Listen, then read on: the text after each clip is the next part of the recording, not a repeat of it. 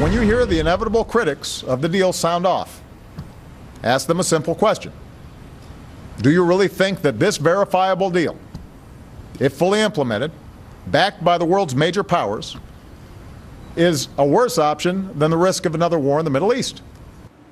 Well, that was from President Obama just a few moments ago in the Rose Garden, speaking about the Iran deal, the parameters, that is, of some sort of a deal. Joining me now, our political power panel, Bernard Whitman, former pollster for Bill Clinton and CEO of Whitman Insight Strategies, and Mark Larson, radio talk show host. Great to have the two of you here. Thanks for switching gears on this breaking news topic. So, Mark, we just had Bill O'Reilly in here. He said, look, we have to let this sit for a minute, give it some time, let the president go to Congress, see what they have to say about it. What do you say?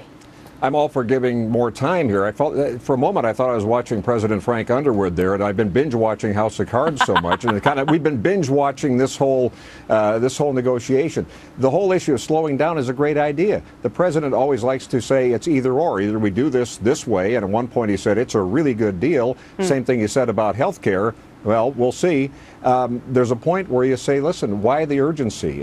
Because John Kerry wants to be Nixon in the opera, or Kissinger in the opera Nixon in China, possibly. Slow down and let's see. Bernard? But how do we trust Iran? Because they're still busy with terrorism. That's the big question. You know, right. Obviously, it's not a good country. We know that. They're a state sponsor of terror. So, Bernard, why should we trust them? Well, you know, I'm going to use the quote from one of my not-so-favorite presidents, but one of my favorite lines, which is trust but verify. That's what Ronald Reagan always used to say. That's got to be the centerpiece of this deal. I think it will be the centerpiece of this deal. And I think the president laid out a very persuasive case.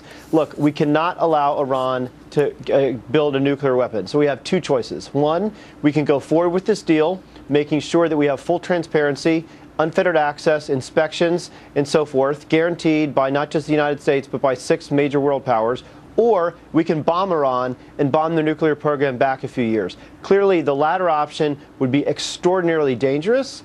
The first option is preferred, but by no means assured. And I think that we're going to have to use Congress to help ensure that the process is going to be fair and open. Well, but I encourage Congress not to turn this into a political football. Well, I do, too. And the president said this issue is bigger than politics today, but a lot of people think he's talking about his legacy at the same time that he's saying that statement.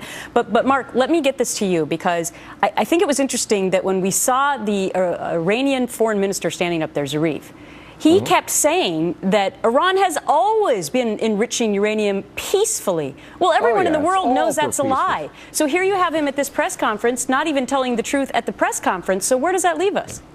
Well, we still have both sides of it. It's like when Arafat would say one thing at home and one thing on the road. The record is the record.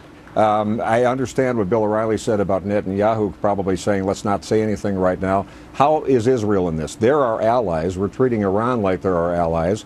And I fully agree with Bernard on the Reagan quote. I was a Reagan guy. Yeah. Trust but verify. Third time it's been used in this show today. How do we trust them? Yeah, we can't trust these people based on their actions. What about Israel? You know, here's my biggest concern. I think Netanyahu way overplayed his hand. I thought it was entirely inappropriate what he did. But I think that Israel has a lot to lose here. I think the Middle East has a lot to lose here. And I think one of the major issues that we're going to have to deal with post a deal, assuming that we get a deal, is ensuring that Iran does not use their newfound economic freedom, if you will, and additional cash to fund proxy wars. And I think we're going to have to engage in very hard tactics to ensure that does not happen. All right, got to wrap it up there. Lots of breaking news happening. Thanks, Bernard. Thanks, Mark.